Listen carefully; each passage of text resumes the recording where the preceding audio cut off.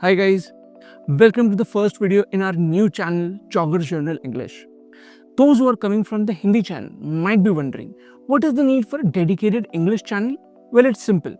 Many of our viewers asked for English subtitles for our Hindi shoe reviews. Subtitles don't convey the exact intended meaning when compared to a dedicated English review. Moreover, we wanted a pan-India presence which is only possible through a Hindi plus English platform.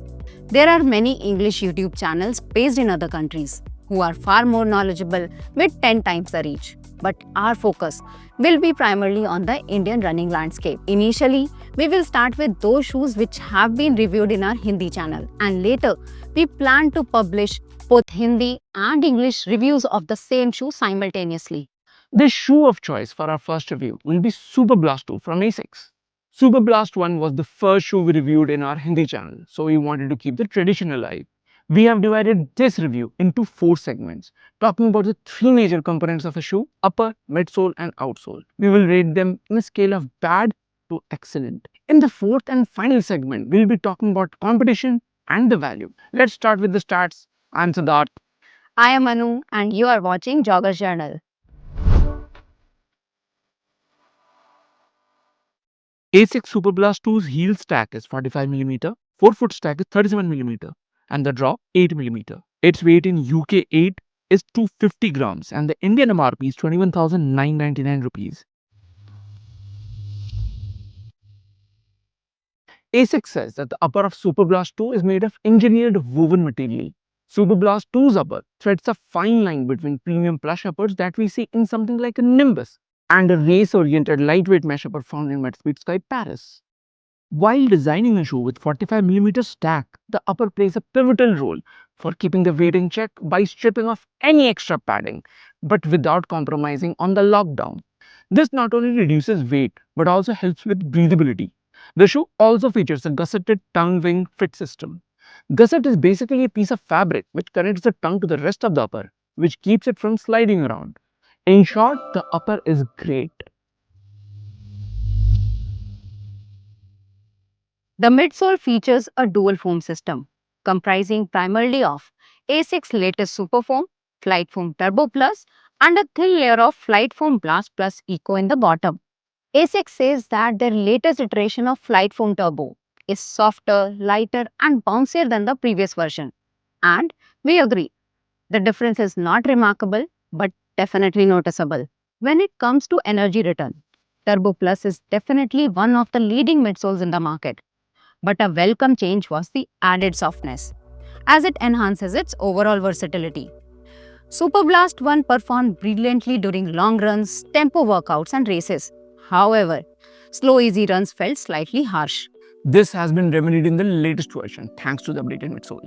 I used this shoe for 2 full marathons, and albeit I was very slow, the shoe provided phenomenal protection from the road. It's a great alternative for runners who are looking for a versatile long run shoe that excels in a variety of paces. This can also be a marathon racer if you are not an elite. The bottom layer of Flight Foam Blast Plus Eco enhances the cushioning experience while protecting the Flight Foam Turbo Plus. Midsole is excellent. The outsole contains minimal coverage of AHR rubber, strategically placed in high impact areas. AHR or Asics High Abrasion Rubber is a compound designed mainly for durability rather than traction. We observe that the outsole provides good grip only in the best conditions. However, when the roads are wet, gravelly or dusty, the shoe doesn't feel sure-footed and the grip feels unreliable. We would rate the outsole as okay. Now let's talk about the competition, because without comparing it to other shoes, we cannot derive the value that this shoe provides. The first would be Puma's Mag Max Nitro. When it comes to stack height and energy return, both the shoes can go head to head. Mag Max is 1mm higher while providing exceptional rebound. Both these shoes perform their best after a certain braking period, which can be between 30 to 60 kilometers depending on your weight. Where Superblast 2 shines is weight. At 45mm stack, there is no other max cushion shoes out there in the market that can compete with it. Mag Max weighs 50 grams extra, which definitely adds up on the latter stages of your run. Another shoe we would like to compare would be Saucony's Hurricane 24.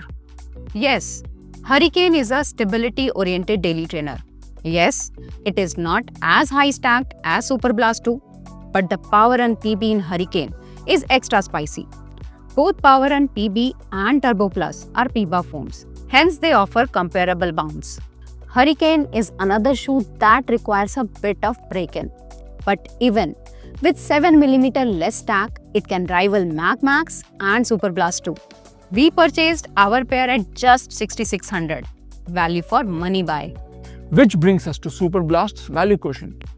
At 21,999, it's eye-wateringly expensive and difficult to recommend. At that price, you can get Vaporfly 3, 4, Puma Deviate to Elite 3. Even Alphafly 3 would be within reach, and these are proper carbon-plated super shoes. But the fact is, there is no other shoe in India that can rival it in terms of versatility, especially considering that Evo SL is yet to arrive here. Our Superblast 2 is currently sitting pretty at 140 kilometers, and believe me, it feels brand new. This should easily last 1000 kilometers, just like version 1. So, it eventually boils down to you as a runner. Would you go for Superblast to get that extra bit of performance? Or would you save some cash and go for the ever-reliable Nimbus? Looking forward to your comments. Also, do let us know if there is anything that you would want us to add in the current review format. See you in the next one. Thank you and goodbye.